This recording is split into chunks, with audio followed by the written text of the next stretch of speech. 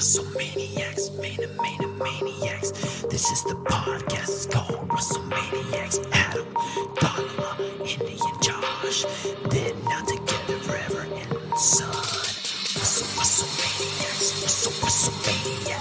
This is the podcast. It's called WrestleManiacs. WWE, AEW, TNA, JPW.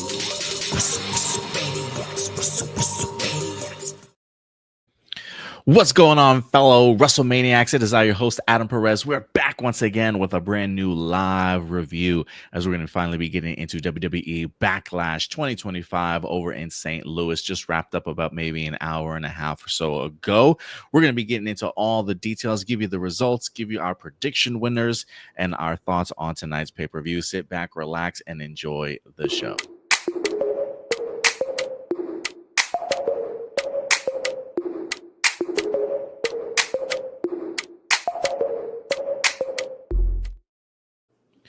Josh, welcome, man. How's it going tonight, bro? How was your experience with the Backlash, bro? It's going good. A little mixed bag, I think. Got some interesting thoughts on a couple of things, as always, seem like. But overall, it was okay. I mean, again, I think it'll be better to describe how I feel versus giving it overall, if that makes sense. Each match had its own little quirks I had to talk about, so... Yeah, I was gonna ask for your overall rating of it, but maybe we'll get the rating of it as we and maybe after we talk about it, we'll let it settle in a little bit and see where it left us today. Good old Dadpool is in the YouTube chat today. He says, calling it right now, Logan Paul is winning Money in the Bank. As far as Backlash, it was mid until the last match, according to Dad. But yeah, we'll definitely share some of our thoughts for sure. Dantila hit me up in the messenger saying everyone predictions was super close. Let me ask who won so we have an idea. I think you did. I think you had a clean sweep, if I'm not mistaken. I don't know if she's oh, there's Dantila. There you go, Dantila. I just messaged you on Facebook.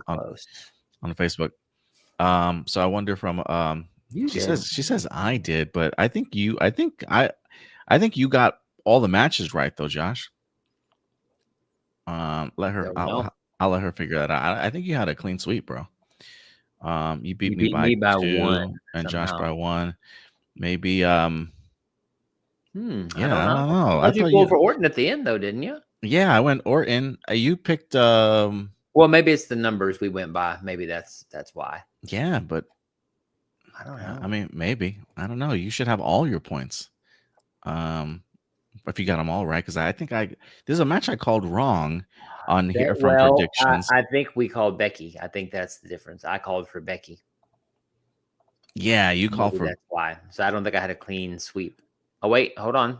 She said, "Sorry, I messed up." But we'll see. We'll have Dantila figure it all out in regards to who won prediction. She'll give us the final tally here. Ram Jam in the house. Also, look, guys, as we go through the results and break down and give our review on the match card tonight, we want to know your guys' thoughts. These are always our A+ opinions, but we always want to know yours.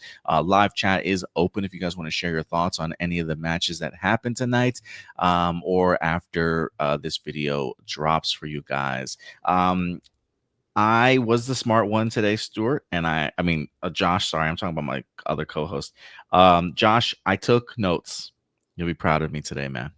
Nice. It didn't come out the way that I thought fantasy booking wise in regards to the order of the match, but let's go ahead and they kicked us off tonight with a fatal 4-way, which I had no problems with them kicking this off.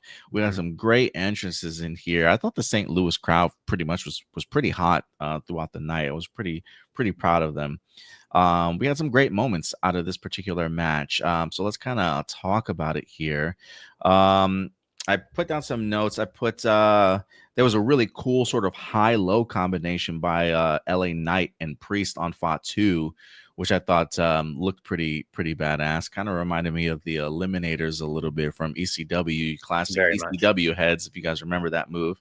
I think it was a little bit different, but anytime anybody does a high-low, that's like the team that I think of. Doesn't Faxium or whatever do a high-low? Isn't that their finishing move too? I think they do something akin to that. I'm trying to remember exactly what, but yeah, they do something equivocal to that. everybody was pretty red hot throughout the beginning of this match. I Yeah. think even it was Michael Cole and who was the other guy? Wade. Wade Barrett mentioned that everybody was kind of getting in some heavy offense. Fatu actually had a little bit of a slow start, but he actually wound up picking it up. There was a really great Samoa drop onto the barricade. I think he did it to Sick. Drew. Who did he do it to? Drew or Damien or one of those guys? I can't remember, but that was a pretty sick move. I mean, that was a Fatu showcase all the way through. I mean, that is how you get somebody over. That right there is how it's done, ladies and gentlemen. You know, forget the you know, anybody else. Fatu essentially at this point is over. I mean, I mean, again, this was literally his showcase. Yeah, he was pretty impressive here tonight for sure. There was a really cool spot where you had Fatu on the top turnbuckle, and then Drew was kind of tied into that same turnbuckle, and he sits up to do a belly to belly, which sort of launches Fatu into LA Knight. And then without skipping a beat, my man then hits the ropes and does a suicide dive outside to the outside, which was pretty crazy. He wound up picking up a lot of steam here. We had a really great moment where there's a bunch of finishers that ended with a Claymore to Damian Priest, who fell on top of I can't remember who he fell on top of, but almost got the pin. I thought that was a pretty cool cool stat for sure. LA Knight. Well, then you also had the false finish of, you know, not only Drew costing Damian Priest the U.S. title, but also later on in the match the same. So their feud's going to continue, which I'm okay with. I mean, I'm starting to come around on Priest. I know it's all aesthetics. I know he had a good reception too. Yeah, he really did. The only thing I think I would change about Priest now, and I know it's very stupid because it's just aesthetics, but I think the color that he runs with the gold with the purple, I'm like, that's Judgment Day. Change it to like a red. Well, because I love the imagery of him coming as like this kind of blurred figure, and all of a sudden it goes into a thing of purple. I'm like, just stay red, man. I get it, but you know, I don't know. I kind of wanted a different color. But I mean, the crazy spot with the table. Yeah, the South of Heaven outside. Yeah, it's super personal between the two of them. Who won? Was it Drew that won the match, right? At Mania? Yeah, he won. So yeah, they're definitely going to have themselves another singles match too. I am kind of curious. I would assume if anything, that might be a future stipulation here, but yeah, it's definitely getting personal. But that was a crazy spot. It looked like Drew hit his head, or at least he was. I don't know if he was just selling really well, but he was grabbing in the back of his head. I wasn't sure if he like just missed the last table or something. That's what it looked like to you. Yeah, the press conference, Triple H said that, you know, it was pretty brutal, but he's okay. Damn. Yeah, that looked pretty bad. But yeah, and then in order to retain the title, even though Fatu wins here, we do get ourselves a huge debut, which I was not expecting. Jeff Cobb winds up coming out, joins the bloodline here, seemingly. Clearly, Fatu is not too fond of the idea of them getting involved to certainly help him win. Maybe there's some beef between him and Jeff Cobb, for all I know. Maybe they know each other from the past. I really don't know. I'm not too familiar with Jeff Cobb as a wrestler. I do know he comes over from the Lucha Underground and New Japan Pro Wrestling. He clearly was a free agent, and they wind up sort of picking him up. I think his style is like amateur wrestler, if I'm not mistaken. But I haven't really seen any of Jeff Cobb. So are you more familiar with him? Not really, but I tell you, sometimes perception is reality and sometimes it's not. But I kind of looked at it like, okay, if he's in the bloodline, he's technically not a Samoan. Okay, as far as I know. Right, he's Filipino, but he is from Hawaii. And this is kind of a dumb thing again, but like I talked about how when Jacob Fatu debuted, pretty much Solo Sikoa was dead on arrival. Same thing with Jeff Cobb in this instance, because if you look at him with Fatu and also look at him next to even Solo, he's short by comparison. I mean, yeah, he may be the new Taz, but I don't know. I don't know if they showcased him the right way tonight, because again, when he jumped over the barricade, it's like, who is this short little frumpy man? That's what I kind of thought. I mean, I knew who it was, right? But I mean, I imagined Jeff Cobb is like not necessarily as big as Bronson Reed, okay, but I still expected some sort of, I don't even know what, but when I saw him, I was like, oh, that's Jeff Cobb. Oh, okay. So it's like a baby Taz almost. What happened to the rest of the bloodline? Thank you. That's why I thought it was like maybe Hikaleo, but then it was like, well, he's way too short for that. So that's what I don't understand. But because I looked it up online, I Is thought somebody Jeff Cobb may be injured? Are part they of the just Bullet not Club. He using them wasn't. anymore, or what? Well, from what I know of Jeff Cobb from Wikipedia looking, he No, was I part mean, of something called the bloodline. Are they? Oh. Oh, Ramsey Jones says they're both injured. Yeah. Okay, well that makes sense. I thought you meant the other ones that have not appeared, the other Hikaleos and all the rest of those. No, like our actual standing bloodline members yeah. that we have right now, the both tag injured. team. I can't remember the guy. I can never remember his fucking name. Kills me. Tonga and Loa, are both injured according to Datila. I don't know how I feel. Look, I'm not familiar with Jeff Cobb. Maybe if I see him in the ring and I see if he has a personality, maybe things will change for me. But when I saw it, I just thought to myself, God, another member? Like they're just coming out of the woodwork here, and it just feels like another rung that Solo is being pushed down from now, in the sense that now you've got Fatu, now you got Jeff Cobb that have more eyes on them instead of Solo, and it just seems like Solo is backpedaling when we had like a really great bright future for this man. So I don't know, maybe they've got a storyline. I really have no idea, but yeah, it kind of felt a little bit flat for me. It had me scratching my head like, another one? Like, damn, is that how they're gonna win? Is just every PLE it's like a new bloodline member, and I really don't know who half these people are, it feels like, anymore. I mean, it's different, but you can't call it the bloodline anymore. It has to be something else.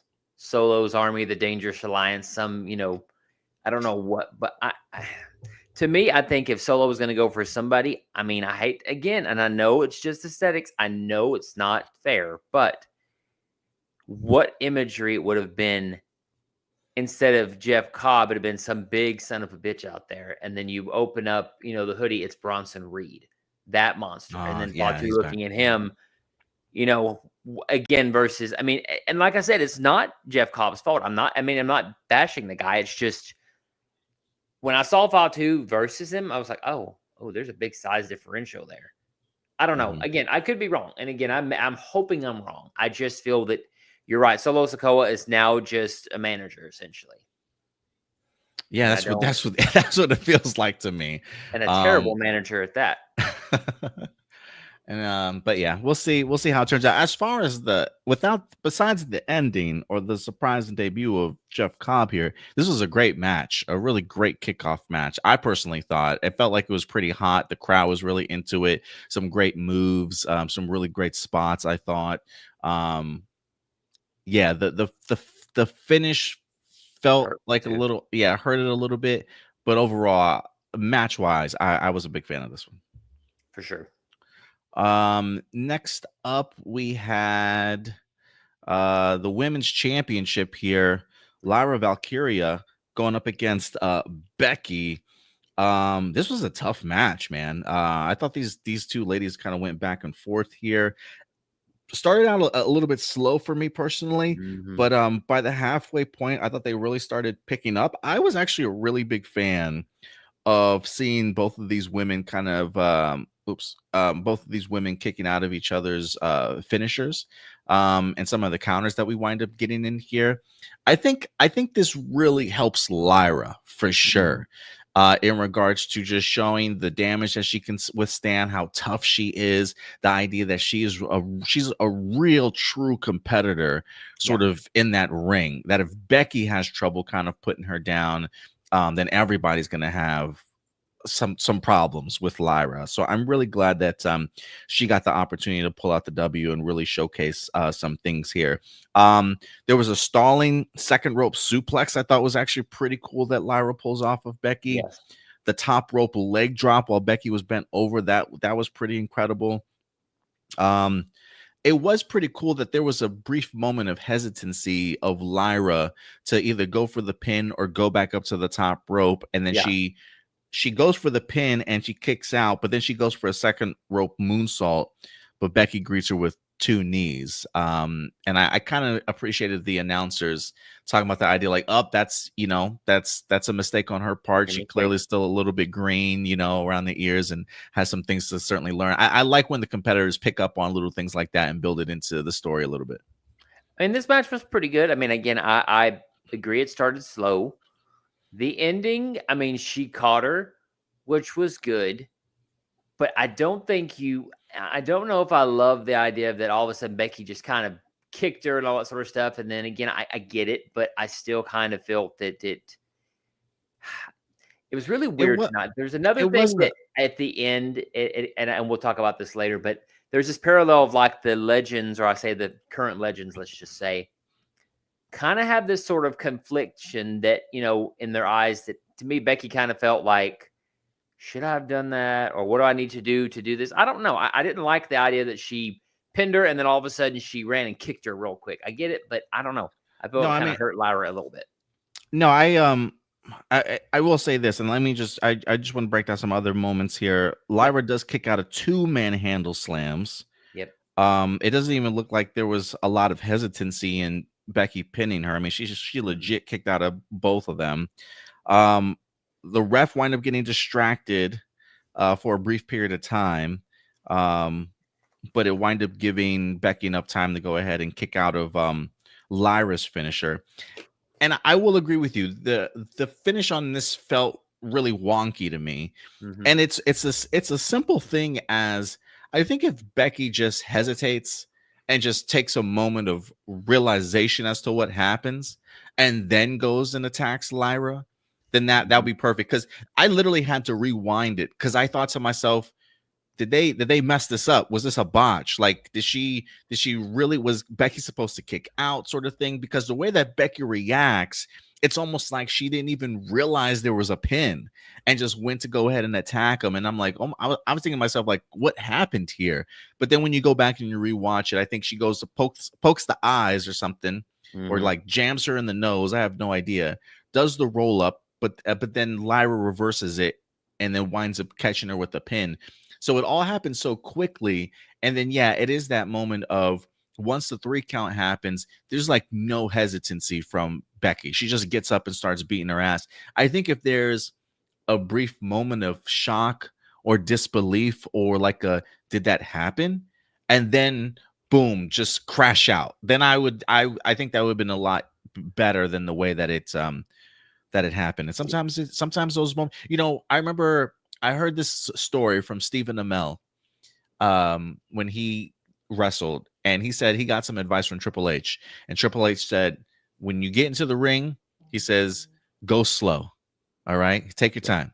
And then when you think that you're going too slow, slow down. Go even slower. Right. Yeah. And I think it's a moment like that where it's like, that's a moment of needing to slow down to add for a level of the crowd, like, oh my God, she pulled off the victory. Mm-hmm. And then and then people can soak that in for just like, even if it's like 3 to 5 seconds, like that's just enough. And then have Becky crash out the idea that she wind up losing. And then I think you can keep Lyra looking strong and then add that heat to Becky Lynch. You know what I was thinking too, and again, I go way back to 17, and I remember he who shall not be named, let's just say, in the match with his son Shane, right? There was a moment to where Linda was in the ring or whatever, and he comes up to her and he goes, "You bitch," And to me, I think that would have been a cool thing of Becky going like, this, and all of a sudden you see her go, "That bitch, that," just that. Even if you audibly just hear the acknowledgement of it, right? And then she turns and kicks her.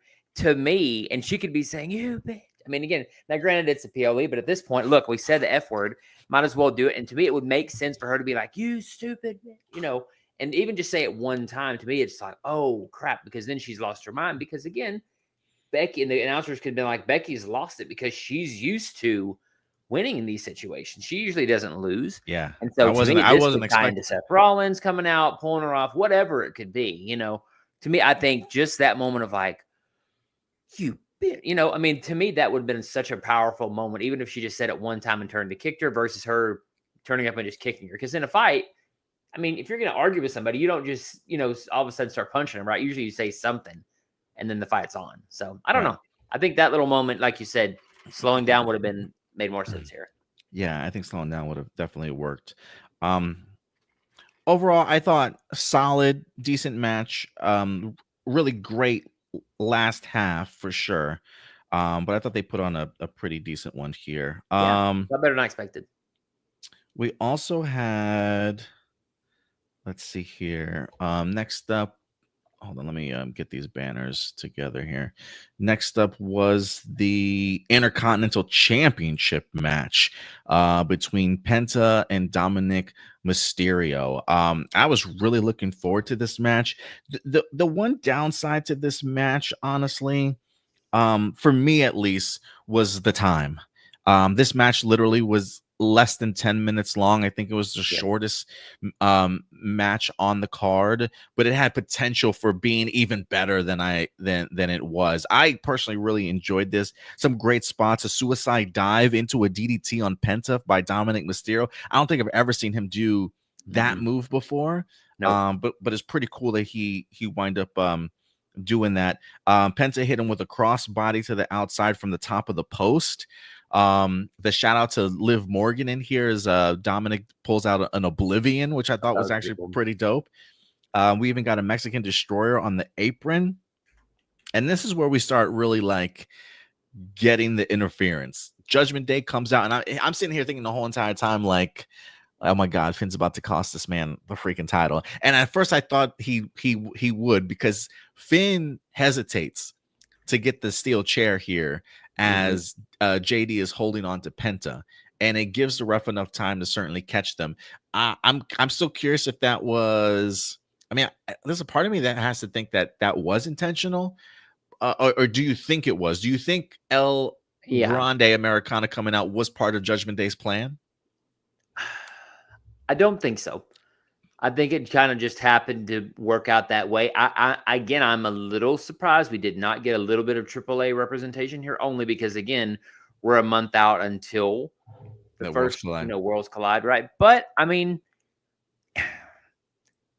to me, it seems like they're trying to, I don't say they're trying to, but the crowd is starting to appreciate Dom for the Guerrero kind of lie, cheat, and steal thing. I think the whole thing is hurting Dom a little bit. And again, I understand you have to have Judgment Day, but at a certain point, it's got to be to where he's the one to stand on his own. There's two problems with Dom. That, and it's not his fault, I don't think, but the only thing I think hurts him with being, I don't want to say legitimized, okay, but he's very skinny. And sometimes when he lands on somebody, if you think about, and granted, Guerrero was on steroids and all that stuff, we know that, right? Because he's a little bit thicker. But to me, I think Dom needs to thicken up a little bit, because it's hard for me to take him just splashing somebody, because it doesn't look like he really has the, I don't want to say girth, but I don't know what I'm saying, but just to me, it seems like he's still missing that sort of, we gave him a frog splash, if that makes sense. I will say Dom has put on more weight since he first started and broke away from his father. So he is clearly working on it. He is 28 years old. And so I do expect him to continue to build out as he gets older, for sure. It was a great match, though. I mean, it was really good for them. It was. I mean, it really was. Yeah, it is one of those things where I'm like, man, I really would have liked 5-10 more minutes of this match between these two, honestly, if you just really let them go. There are moments where I get that he is a part of Judgment Day, similar to you, but it's like I would like to see him like complete a match on his own. Like I want him to get to the point of like, guys, I got this, stand back. Maybe like the Damian Priest thing where he's like, look, I got to do this on my own, sort of thing. But they are a squad, and so I'm just waiting for that shoe to fall where either Finn does what he does. It'll be Finn. Yeah, it'll definitely be Finn that does it. But El Grande Americana kind of interferes, hits him with the loaded mask, and Dom pulls out the victory. Yeah, like I said, the only complaint I had about this was the idea that it was a pretty short match. And you did speak about the Worlds Collide pay-per-view. June is going to be busy. June has Worlds Collide, I think June 6th, I think. And then PLEs, I think. Yeah, and then the next day, June 7th, is Money in the Bank. And then they also announced Night of Champions in Saudi Arabia, I think is towards the end of June, like June 28th or something like that. So yeah, there's like 3 or 4 things happening in June. So next month is going to be pretty busy. I think we got Batwell. Don't know if we have anything in NXT as of yet, but who knows? You never can tell. And then next up, we had the Pat McAfee versus Gunther match. And what's crazy about this is that this match, let me see. First off, it had more time than Penta and, and Dominic Mysterio. The Gunter and McAfee match went on for 14 and 2 minutes. I would say about 10 minutes too long, personally. But 13 minutes too long. yeah, maybe 13 minutes too long for sure. I will say if I had any my question in my notes was, how long was this match? And then the thing that I enjoyed about the match, if there was anything, was I kind of dug Cole interfering in the match and trying to help Pat put up a fight and win. The holding the leg thing, and that usually works. It usually works. So for a second there, I really did get terrified for a brief minute. But yeah, like, look, I get that he's Pat. He's Pat. I don't McAfee. understand. I don't understand it either. The whole like Hulk Hogan thing, getting up to say, I'm like, bro, just tap out, bro. Like, what is happening right now? Like Gunther, Gunther has these moments where, like, I get the idea that he's cocky and they're putting part of the storyline. He just wants to beat this guy. I get it. But we've seen Gunther get frustrated enough to where this man will hit like 2 to 3 finisher moves in a row, power bomb. Like, I'm done with this dude, and then fold him up and done. Why didn't you do that to Pat? Why didn't you do that to Pat? Right. Makes no sense to me. He crucified Jimmy Uso. I mean, my God, that was amazing. I was like, yes, this is the Gunther we need. So I mean, look, had it been all right. So, like, I think of LT and Bam Bam Bigelow, right? The idea is he's a celebrity. Okay, wow. I mean, really LT, but he shouldn't have won. Okay. No, I get you. But like, I could understand. Okay, well, I'll be damned, Pat McAfee. Like, okay, if they were going to do the back and forth, like Gunther, screw you, boom, boom, boom. Maybe it should have been Cole got pushed down or something. Then McAfee, finally hulked up, or not hulked up, but he, did that whole back and forth thing, like the boys fighting. Okay, great. But to me, Gunther going 15 minutes with McAfee, the former world champion. I don't understand. And then what was weird is, like, he didn't shake hands, but he like acknowledged Pat. Like, what are you talking about? Like, he's not AJ Styles, bro. What are you doing? Like what is happening right now? Understand. I don't get it. And I was thinking maybe somebody's going to come out. Maybe this is I was thinking Goldberg was going to come out. So I started freaking out thinking that was going to happen. You know what I would not have been upset by? And I know it would have, it wouldn't have made sense, but it would have made sense. The idea that Gunther doesn't care and he attacks everybody, right?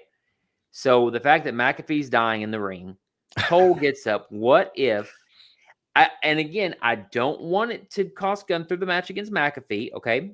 But I would not have been upset had Gunther lost if Gunther goes out, grabs Cole by the tie, right? It's going to hit him. All of a sudden, Wade's like, okay, I've had enough of this crap. And all of a sudden, boom, bullhammer, 1, 2, 3. So then you build to now Gunther's pissed off at Wade Barrett, and then you get to Barrett. Then that's next month's PLA. I wouldn't have been mad because I actually liked Wade Barrett, even when he was a wrestler. So to me, at least if he hit the bullhammer on him to protect Cole, I could say, all right, at least Gunther lost because of a real wrestler doing something. Versus, and look, Gunther could have killed Wade Barrett, gave him some time off with his family, whatever, but it would have made sense in the sense of, like, all right, you think about, all right, this is how I look at it. So say that, we go back in the Attitude Era. So Gunther kills Jerry Lawler and he's about to hit Jim Ross. Well, if Taz is standing in, Taz is obviously going to, protect JR. So I think, to me, Wade Barrett had an opportunity just to make something, and maybe Wade Barrett doesn't do it, but maybe we get Sheamus and Gunther again. He just came back, so why not? Yeah, that's true. He did just come back. That would have been a nice build up. But yeah, man, I would agree with you. I was thinking 10 minutes too long, but it might have been 13 minutes too long. Considering the Goldberg match is going to be quicker. 14-minute match. This should have been a squash, personally, but Yeah, to each their own. This was probably the only blemish. I thought the really hurtful blemish for Backlash personally. Despite how we might feel about some of these matches, I thought this was a real blemish on the card for me personally. But I thought Sami Zayn was dead after Knoxville beat him at WrestleMania. So I mean, yes, Teflon Gunther, you know, he can go kill somebody tomorrow night or Monday night, and we'll be back into, you know, Gunther mode, right? So yeah, that's true. And then last but not least, we had for one last time for the WWE United, the Undisputed Championship here, our 17th time at champion John Cena going up against the legend killer himself, Randy Orton, in his hometown. You know, this is the first time I got the opportunity to see a close-up view of John Cena's belt, and I love the little plaque, the side plaque where it says 17th time. I think that's actually pretty badass. But the crowd was certainly hot for Randy Orton here. Everybody was singing his song as he was certainly coming out. Countless chants of "This is awesome." I gotta say, man, I really enjoyed this match. I think for me, it picked up a little bit more once things started going to the outside. I felt like it kind of took itself up a notch.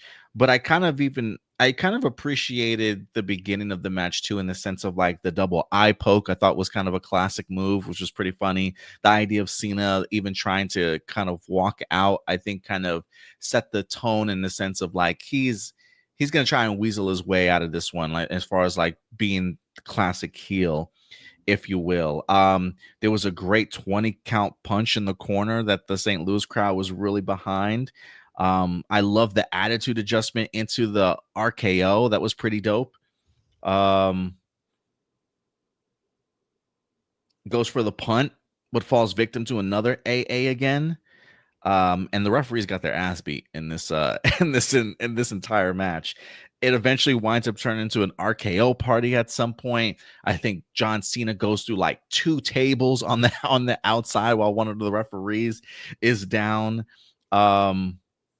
R-Truth even comes out to stop what was going on, which was a shock. I was like, what are you doing, R-Truth?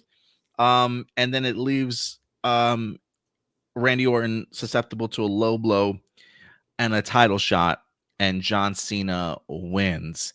And just for a quick update, at the press conference, R-Truth approached John Cena and talked to him for a little bit. He did mention the idea, like, I always have your back. And he says, even if people say you suck and you can't wrestle. And John Cena did not like that. And he stood up and he said, Ron, if you say one more thing, like you crossed the line, if you say one more thing, it's gonna be repercussions. And of course, R-Truth's got to say one more thing, and he gets AA through the press conference table.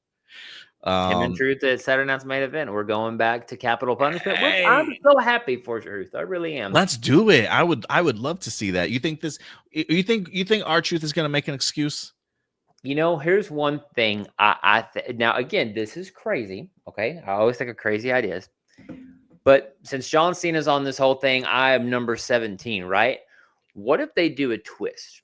So do you remember an angle that was done back in 2000, maybe not, where Jericho won the championship from Triple H in the beginning of the night due to some referee chicanery, and then they came back and took it from him, right? And they just wanted to test the crowd to see what they would do. I wouldn't be mad if they did something screwy like that with R-Truth. R-Truth somehow wins, somehow, even if he goes to Monday. And let's say, you know, he tricks Truth and said, Truth, man, look, you're champion. You know, you got to be a fighting champion. Fight me again tonight. You beat my ass once. You can beat my ass again. Just prove your manhood. Now, I know people will say, well, that's so stupid. But no, here's what we can do. John Cena is already 17-time world champion. What's another way to say I'm even better than Ric Flair? Not only am I 17, I'm now 18. And if he loses again, that's the thing. We could have Cena lose and become a 20-time champion and say, now, Randy Orton, if you think you're going to be, because they talked about it, if you think about it, that tonight in commentary, they were like, well, if Randy Orton's going to be around for 10 more years, surely he's going to be 17, going to get there pretty close. And Cena could say, you know what? That's good. That's good. You're going to win it. Guess what? I get my rematch clause. So, because I'm John Cena. And so I'm going to become 18-time. I mean, I guess you could play with it a little bit if you wanted to, because he does have a certain amount of dates still left. So he could And lose with it truth, and then why win it not? back within that time period. It would be just as epic as him winning the NWA championship back in the day. Well, especially Uh, it's shocking R-Truth would win it. You know what I mean? Yeah. I wouldn't be mad at it, Josh. I just don't think that's going to happen. But I think the idea of them having a match at Saturday Night Main Event would be really dope. I would like to see them have a match. You- But I will be curious to see if R-Truth makes excuses for what happened here at the press conference, or if he's the one that wants to make excuses, but everybody else is telling him like truth, like that's yeah. like you gotta do something about it, and then maybe people push him into challenging Cena, his mean, his There's always longtime the idol. alternative. You know what the alternative is, don't you? What's that?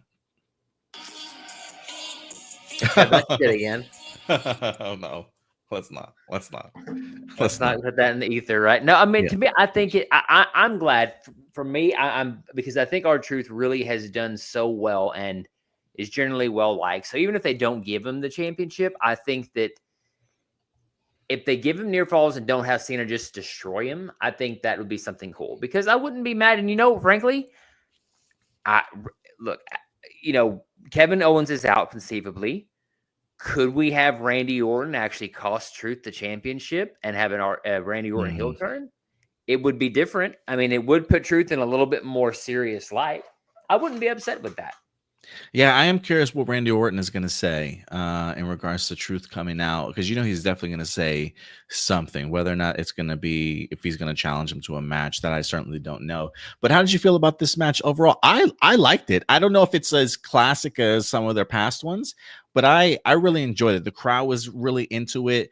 The idea that we had the refs just got their asses beat. Mm-hmm. I was a really big fan of the RKO party at the end of this also. It's definitely like a nod to the crowd, like let's give you the best of Randy, even though he's not going to win the title, sort of thing. But I really liked heel John Cena in this. But what did you think about the match? How did you feel about it? The highlight was R-Truth. I hope Aldous does something more than find Randy Orton, because this is the second time he's done it. I think it's the third time, actually. Is it oh shit? Yeah, you're right. It's the third time. And to me, I think this could start the whole entire introduction of, again, we don't have the Mr. You-Know-Who character, but Aldous could play off an evil boss if he wanted to and say, look, I'm just trying to put on the best show, Randy. I mean, Aldous, I don't think Nichols even has to be the bad manager. I think I think people would still respect him for standing up for himself finally. but that's what I mean. Ram Jim says even Hurricane Helms took an RKO too. Everybody did. Jamie Noble did. I mean, everybody did. I really think, yeah, I agree. Ram Jam, Aldous versus Randy Orton would be classic, and it could be. I don't want to say the modern day McMahon and Austin, because you're not going to get that, but I think that. I hate to say it, but Aldous kind of has a reason, because he didn't do anything besides come out there and, try to take care of the referee. The match overall, for this being it the last time, I'm not going to say I'm going to remember it 20 years down the line. Yeah, I think they've had more classic matches for sure. I don't think this was their most classic, but what do you make of this? Did you watch the post show? No, it was on in the background, but I didn't pay attention. There was this weird moment, and I say very weird because, Cena gets and talks on the mic, blah, blah, blah, blah, he gets off the turnbuckle. And there's this weird moment that he gets out of the ring, or he stands in the ring, kind of stares into the camera, has a weird look on his face. I don't even know what you would call it. I mean, I almost was worried there was something wrong. I saw him grab the mic and then yell at the camera in the sense of like, turn my music off or something like that. No, not that. This was after the show ended. There's a post show, right? Because they always show him at the end of the ring. At the end, right? But he just kind of had this weird look on. I almost thought something was wrong. I mean, because it just was a very strange look. So he gets out of the ring, holds the title like this, and here's the crowd go, "Thank you, Cena." And I think they're starting to do this storyline. I don't know if it's nuanced or on purpose, but he almost looked like he was about to cry. And then he kind of looked at the crowd and kind of just went like this when they were saying, "Thank you, Cena," and then just walked off and put the thing on his back, and walked out to the back. But I wonder if, now because Cena told them, you guys are awful people, because they're saying thank you, maybe that's getting to him. Remember says he thinks he had a little bit of remorse. Right. But that was weird that they did it on the post show and not like, again, if you didn't watch the post show, you wouldn't have caught it. Yeah, I totally missed that. I totally missed it. That's why I always watch a couple minutes after, because sometimes there's things that happen. Just like, I mean, freaking after Raw, Logan Paul knocked out Jey Uso, and nobody saw that on camera until after the show was over. So, yeah, I mean, they've been kind of doing, they have been doing stuff like that lately, haven't they? Mm-hmm. So the match was okay. I mean, overall, I don't know. I've seen that match so many times, I wasn't so apt to see it again. But I mean, for what it was okay. It definitely washed the taste out of my mouth with Gunther and Pat McAfee. Though. Oh, yeah. If Pat McAfee and Randy Orton, you know, if Gunther and Orton went, you know, or Gunther and Pat McAfee went 14 minutes, you can imagine Pat McAfee and Randy Orton, my God, 45 minutes easily. You know, the second coming of Bret Hart, Pat McAfee is. Seemingly. But yeah, Cena wins. He retains.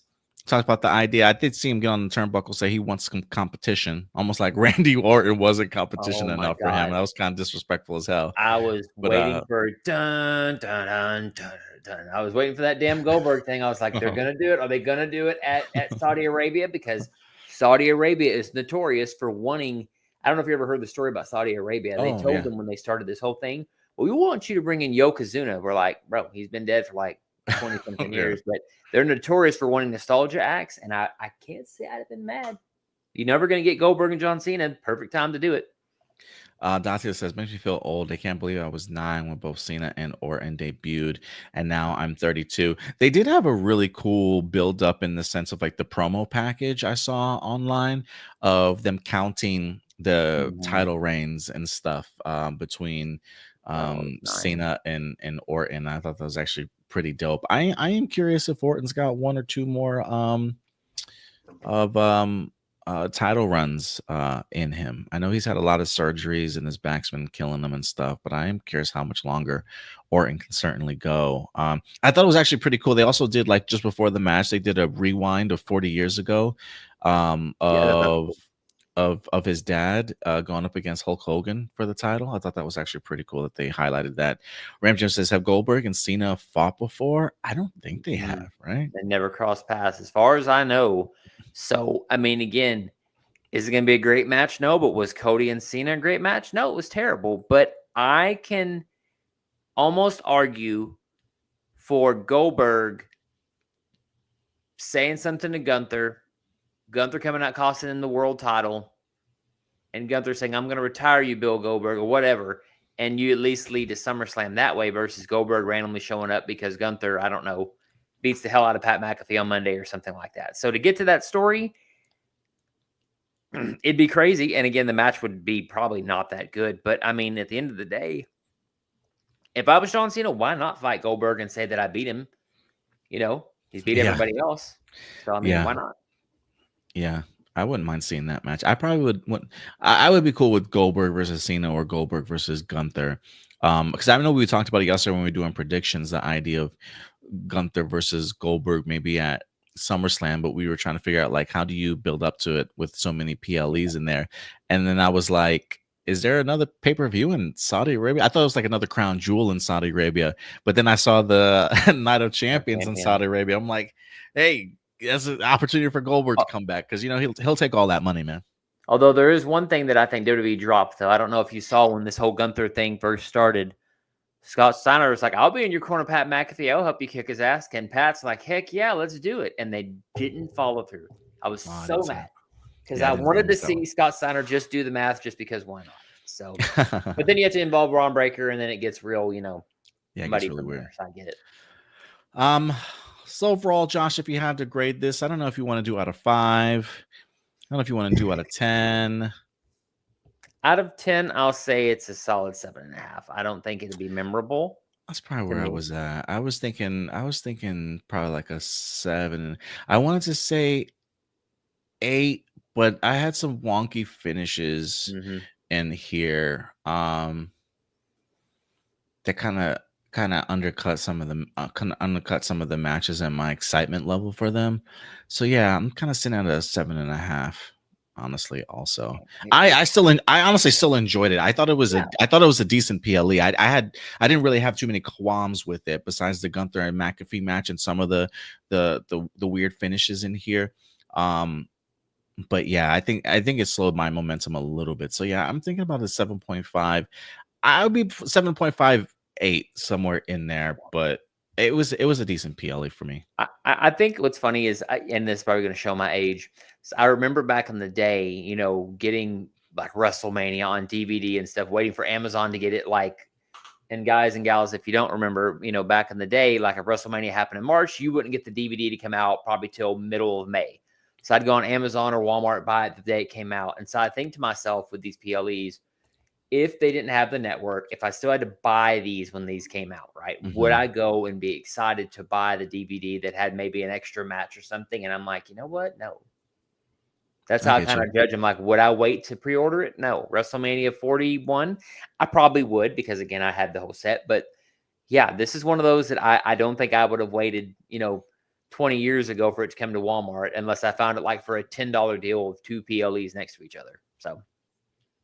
And you did win predictions this week for Backlash. Also, you're on the winning streak right now. You won predictions in WrestleMania and you won predictions here in Backlash. The IC title, I think, is the one that got us. Her and I both picked Penta, and you picked Dominic to win. And I think you had a clean sweep, right? I mean, Becky. I think I picked Becky. Yeah, I think we all picked. Oh, yeah, you didn't pick Becky, but yeah, we all picked Becky, and we were all wrong in that one. So yeah, me and Datila both picked Becky, and we both picked Penta. So we were wrong on two of them, and you were 4 out of 5. You don't bet all. You don't bet against Dirty Dom. I'm telling you. I guess magic not. of the mustache. So Josh, I acknowledge you, my tribal chief of predictions. Good job this weekend, man. Can the streak continue? 2-0. Right? Wow, look at that. Kicking off the year strong, Josh. Yeah. I like it, man. All right, y'all. Well, that will do it for our review here today. We'll certainly be back for the next PLE event. There is a Saturday night main event, I think, in like 2 weeks. I don't know how that card is going to look. Maybe we'll try and do a predictions for that. If not, we definitely will be back for at least the next PLE for you guys. So certainly look forward to that. Datila with the acknowledgement as well. But yeah, guys, until next time, do us a big favor, man. Take care of yourselves, take care of each other, and keep it A+. We'll talk to you guys later. Bye.